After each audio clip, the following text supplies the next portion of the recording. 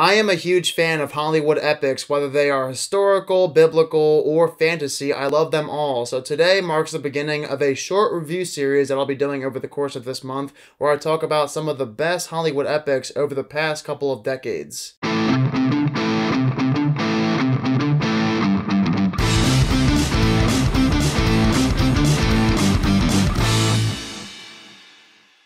Troy is a 2004 epic from director Wolfgang Petersen and has a stacked cast including Brad Pitt, Eric Bana, and Orlando Bloom. It tells the story of the Trojan War when the Greek armies banded together under King Agamemnon, who fight against the Trojan army in Troy after a Trojan prince steals the wife of the Spartan king. So Troy was not only directed by Wolfgang Petersen, but the screenplay was written by David Benioff, the co-showrunner of Game of Thrones. The first 6 to 7 seasons of that show were great.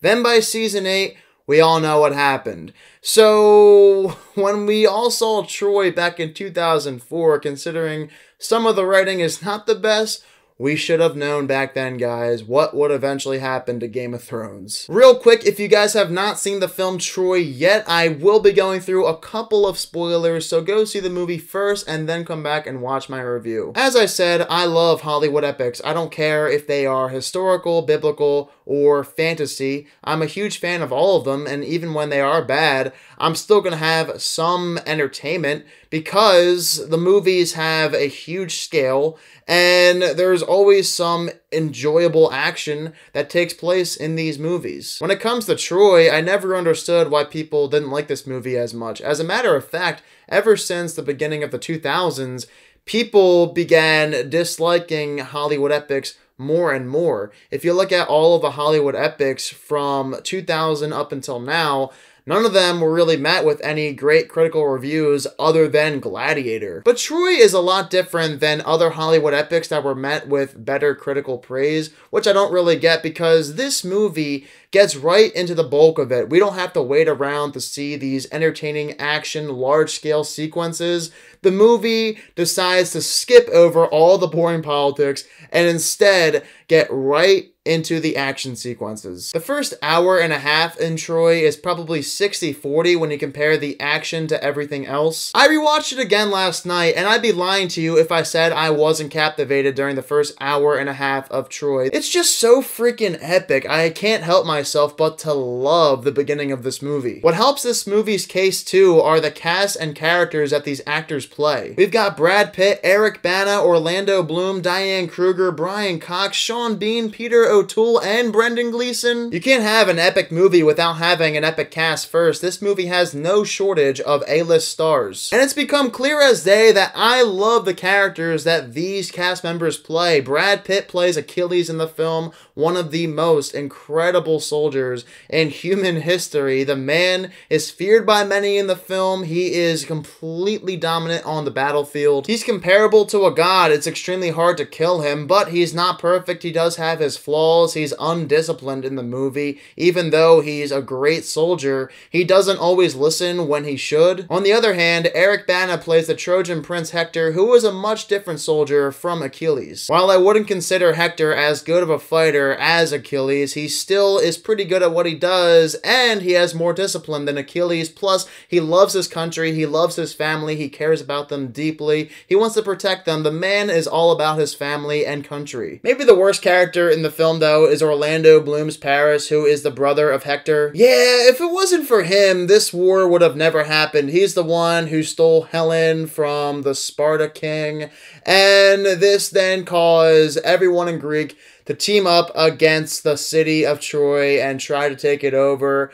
If Paris were smart, he would have left Helen for dead, and this never would have happened. Also in the film, he fights against Agamemnon's brother for Helen's hand, but he ends up being a coward and doesn't finish his fight against Brendan Gleeson's character. If he were a real man, he would have finished that fight whether or not he lived or died. Plus, he would have saved more Trojan lives had he just surrendered and allowed the Greek armies to take over the city of Troy. But instead, since Hector kills Brendan Gleeson, well, it ignites another battle and many more people die. Speaking of killing though, the movie doesn't at all glorify killing. We can see that Achilles suffers mentally from all the men he's killed. Just by having those short scenes where we see Achilles struggling to come to terms with all the men he's killed, it adds so much character depth to the character of Achilles. If it weren't for that, Achilles would just be a robotic soldier and have no soul, but obviously the man is much more than just a soldier. And we get a glimpse of David Benioff's writing skills like we saw in Game of Thrones in the film Troy, because not all of the dialogue is bad. There actually are some really great lines in the film. Plenty of the lines in Troy have logic, wisdom, and depth. The movie's writing is by no means terrible. David Benioff actually did a pretty good job with a lot of the dialogue in the movie. Of course, there are some scenes where I roll my eyes, but for the most part, I like the lines in this film. Many of the lines are very memorable, but you knew this was going to come. I have to talk about the film's action. When it is on screen, it is breathtaking. It's a spectacle, to say the least. The film's action, I have no idea how they were able to film some of these scenes. They have so many extras. The set pieces are incredible. The set design is immaculate. The big battles in the movie are everything you could ever ask for out of a Hollywood epic, though from time to time there is some shaky cam. This movie is not PG-13, it's rated R, so show us everything that's taking place on the battlefield. Don't just cut away from soldiers getting their necks slit. That's the kind of stuff you want to see in a movie like this. Besides that, the action in Troy is great. Even the one-on-one battles that aren't of large scale are excellent. The best 1v1 battle by far in the film is between Eric Bana and Brad Pitt. The camera is placed in the perfect spot so we can see everything going on, and the fight itself is choreographed precisely. It's a neck-and-neck battle. You have no idea who's going to win. It's exactly like some of the best Star Wars lightsaber battles in the prequels.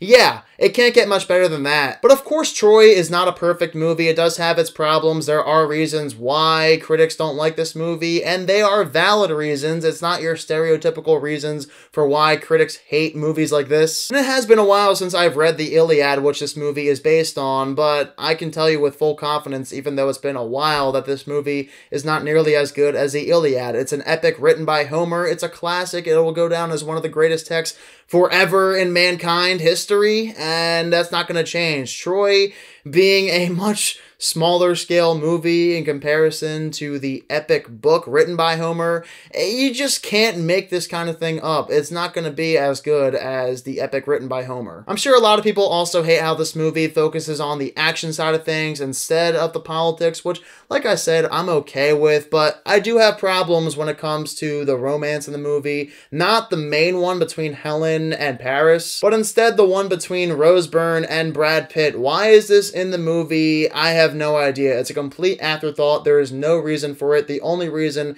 it's in the movie is to give Brad Pitt's character Achilles more to do, and you know, you always have to have a romance in a film where Brad Pitt is the lead star, especially when he's like this muscle, overly buff historical character. As for Troy's structure, it's not as cliched as one might think. It's actually hard for me to point out what the most cliched moments in Troy are until we get to the ending. The last 5 to 10 minutes, I think, are straight up terrible. It's by far the most cliched aspect of the movie. So just when you guys thought I was going to give Troy a perfect score, not so fast. This movie is not by any means a perfect Hollywood epic. It has its share of flaws. But from an entertainment standpoint, Troy succeeds to a great degree. And I think this is one of the best Hollywood epics of the last 30 years, and it might be the most underrated of them all. So I'm giving Troy an 84%. I may even prefer this movie over Braveheart. I guarantee you that's not a popular opinion, but that's how I feel. Also, one funny thing to point out before I end this video, Brendan Gleeson dies in this movie, and it's like the 3rd or 4th time he died in a Hollywood epic in the 2000s decade. But Sean Bean is also in this movie as Odysseus, and he actually doesn't die in this film. You would think he would die in this movie, being that it's a historical Hollywood epic, but he doesn't. So there you go, Sean Bean. You survived a Hollywood epic. Of course, though, guys, I want to hear your thoughts on the film Troy. Do you think it's overrated, underrated? I want to hear your thoughts down below in the comment section. And as always, guys, if you are new to my channel, click the subscribe button and give this video a thumbs up if you enjoyed it. Thank you all so much for watching this video, and I hope you all have a fantastic day.